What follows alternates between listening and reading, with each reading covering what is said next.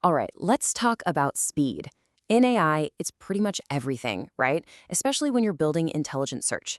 There's one tool that's absolutely critical for making things fast: vector indexing. So today, we're going to break down what it is, how it works, and most importantly, how you can pick the right one for whatever you're building.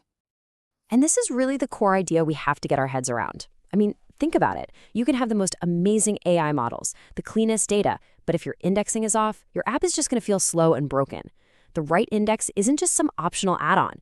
It's literally the engine that makes modern AI search actually work. Okay, so that's the big question, isn't it? How do you actually pick the right one for your app? You start hearing this alphabet soup of terms like HNSW, IVF, PQ, and it can feel a little overwhelming. But don't worry. Our goal here is to give you a really simple, powerful way to think about this so you can make the right call every single time.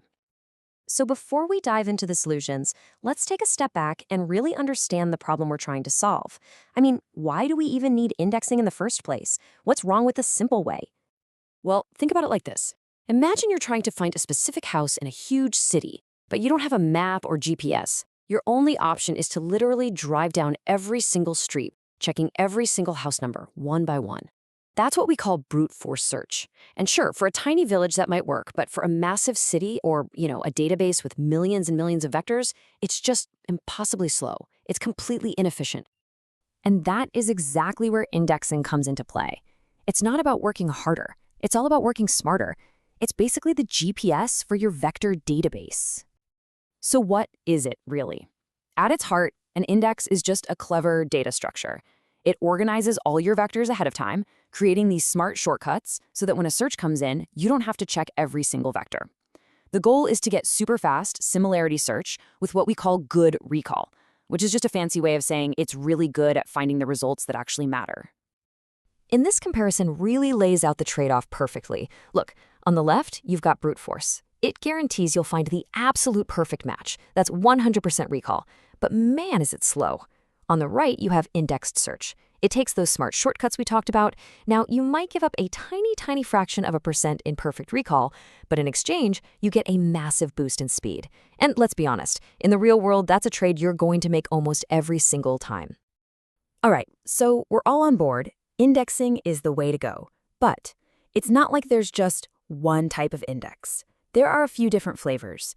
So let's meet the three main players you're probably going to run into. First up is HNSW. Yeah, it stands for Hierarchical Navigable Small Worlds, which sounds super complicated, but the idea behind it is actually pretty intuitive. Just think of it like a social network for your vectors. It creates these connections between similar vectors across multiple layers. That's the hierarchical bit. So when a query comes in, it can just hop through this network really fast to find the right neighborhood of results. So this graph-based structure makes HNSW the undisputed king of speed. It is the absolute go-to for anything that needs a super fast, low-latency response. Think real-time chatbots, right? You need that instant answer. But, of course, there's a catch. Building and holding that really complex network of connections in memory, well, it uses up a lot of RAM, and that can get pretty expensive, especially when you scale up. Okay, next up we have IVF, which stands for Inverted File Index. And the best way to think about this one is like an old-school library catalog. You wouldn't just wander through the entire library looking for a book, right? No. You'd go to the catalog, find the right section, say science fiction, and then go search the shelves in that specific area. And that's pretty much how IVF works. It groups similar vectors together into these clusters, or lists. So when a search comes in, the first thing it does is figure out, okay, which of these clusters are the most promising, and then it only searches inside those. This gives you a really nice balance between speed and memory, and it's super powerful when you also need to filter your search using metadata. And last but not least, let's talk about PQ, or product quantization. Now, this one is a bit different. Its main job, its number one goal, is compression. It has this really clever way of taking big, high-dimensional vectors, breaking them into smaller chunks, and then creating a compressed version, an approximation. This lets you shrink your data down to just a fraction of its original size. And the benefit here is massive. We're talking dramatically lower memory and storage costs. It's an absolute lifesaver when you're dealing with like billions of vectors. But there's that trade-off again. And in this case, it's precision. Because you're searching on a compressed approximation of the original vector, your recall, your accuracy is going to take a bit of a hit. Okay, So this brings us to what is maybe the single most important concept when you're choosing an index, and it's this: you can't have everything. It is always a balancing act. It all boils down to this triangle of trade-offs. You've got speed, memory, and recall. And here's the thing: you can't max out all three at the same time. It's just not possible. If you pull on one corner of the triangle to, say, make it faster, you're probably going to have to give something up on another corner, like memory. So as a builder, your whole job really, is to find the perfect sweet spot inside this triangle for your specific needs. And this table just lays it all out, nice and clear.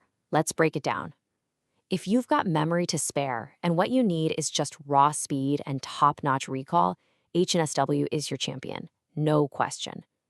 If you need a solid all-arounder, something balanced for a big data set that you need to filter, IVF is a fantastic choice. But if your data set is just gigantic and memory cost is the thing keeping you up at night, then PQ becomes your best friend. It's your essential compression tool. Okay, so that's the theory. But how do you actually put this into practice? Let's get down to brass tacks and build a simple, actionable toolkit. Let's forget all the deep complexity for just a second, because most of the time, the decision really just boils down to a few simple steps. So here is your game plan. Step 1, just start with HNSW. Seriously, it's the default for a reason. It's fast, it's accurate. Step 2, if you find that you need to do a lot of metadata filtering, then take a look at IVF. It can actually be more efficient for that specific job. And then step 3, when you hit that massive scale and your memory usage starts to become a problem, that's when you bring in PQ to start compressing things.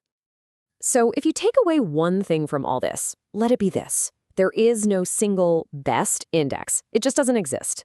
The best index is the one that's perfectly tailored to your application's unique needs. You have to think about your data size, your latency targets, and the kind of accuracy, the recall, that your users are really expecting. So I'll just leave you with this final thought. Your data is unique. Your application is unique.